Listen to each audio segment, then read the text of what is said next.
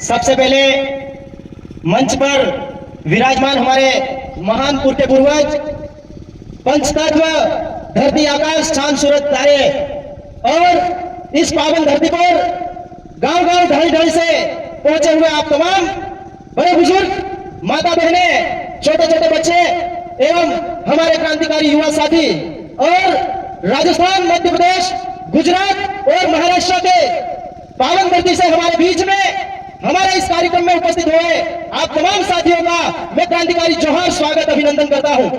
साथियों, हम देख रहे हैं लगातार चाहे राजस्थान की सरकार हो, चाहे मध्य प्रदेश की सरकार हो, गुजरात की हो या महाराष्ट्र की हो, अर्थात ये जो भील टेरिटरी इलाका है, इस इलाके में हमारे बाप दादाओं ने जी तोड़ मेहनत मजदूरी कर करके जंगल को बचाते हुए हमारे जीवन को चलाने के लिए कुछ जमीनों को खेती योग्य बनाया, लेकिन उस खेती योग्य जमीनों के ऊपर सरकारें कभी बड़े बड़े हाईवे निकालती है, तो कभी बड़े बड़े बांध बनाती है, तो कभी बड़ी बड़ी मूर्तियों की स्थापना कर करके हमारे आदिवासी भाइयों को विस्थापित करने का काम कर रही है।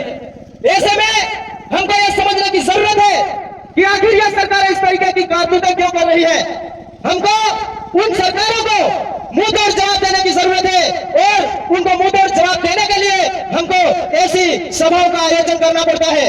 साथियों, मैं बाहर की बातें ना करते हुए इस कार्यक्रम का उद्देश्य क्या है, यह कार्यक्रम का आयोजन हम क्यों कर रहे हैं, इसके ऊपर आना चाहता हूं। साथियों, आप देख पा रहे हैं या जितने भी खेत आपको दिख रहे हैं, लगभग यहाँ पर गेहूं की फसलें लहला रही है। साथ ही आप देख रहे हैं जो कपास की फसलें हैं, उसमें इतना जोरदार कपास लगा हुआ है, लोग बीन नहीं पा रहे हैं। ऐसे में यदि यहाँ से लगाकर उस सामने वाले किनारे तक यदि कोई बड़ा बांध बनता है, तो यहाँ पर आने वाली तमाम जमीनें हैं जो डूब क्षेत्र में चली जाने वाली है। और इन्हीं जमीनों को बचाने के लिए हम आज हमारे भगवान बिरसा मुंडा की मूर्ति का स्थापना कर रहे हैं। बिरसा मुंडा ने आजादी से पहले भी हमारे लिए जल जंगल जमीन के लिए लड़ाई लड़ी और आज हम उनके वंशज उनकी मूर्तियों की स्थापना करके हम हमारी जमीनों को बचाने का काम कर रहे हैं। साथियों, अगर जागरूक नहीं होते हैं तो ये सरकारें हमारी जमीनों को इन जो लोग पूंजीपति है, उद्योगपति है, उनको सुपुर्द कर देने वाले हैं। आपको पता होना चाहिए ये बांध क्यों बनाया जा रहा। आपको गुमराह किया जाएगा कि आपको पानी देने के लिए बांध बनाया जा रहा, लेकिन सच्चाई यह है ये बांध बनने के बाद आपके पास से ये एटलाइन एक्सप्रेस वे निकला है, इसके आसपास आने वाले समय में बड़ी बड़ी कंपनियां लगने वाली है, जिसमें हमारे आदिवासी भाइयों की जमीनें छीनी जाने वाली है। उन कंपनियों को चलाने के लिए हमारे लिए यहाँ पर ये बड़े बड़े बांधों का निर्माण करने की साजिशें रची जा रही है। इसलिए हम सबको जगह जगह हमारे ग्राम सभा का निर्माण करके हमारे से छीनी जाने वाली जमीनों को बचाने के लिए लड़ाई लड़नी पड़ेगी। इसके लिए हम सभी को एक कदम पे आकर के आदिवासी परिवार की विचारधारा को मानते हुए जगह जगह हमें जागरूकता अभियान चलाने पड़ेंगे।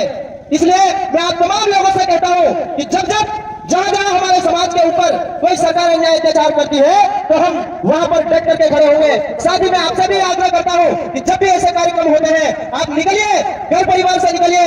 आज यहाँ के लोगों की समस्या है, कल किसी और गांव की समस्या होगी, परसों कहीं और की समस्या होगी। इसलिए कंधा से कंधा मिला करके लड़ना सीखे। इन्हीं बातों के साथ मैं मेरी वाणी को यही विराम करूंगा। अरे जय जोहर का नारा है, भारत देश हमारा है, जय जोहर का नारा है, भारत देश हमारा है। धन्यवाद। बहुत बहुत धन्यवाद। जय श्री। इसी अगले कार्य में हम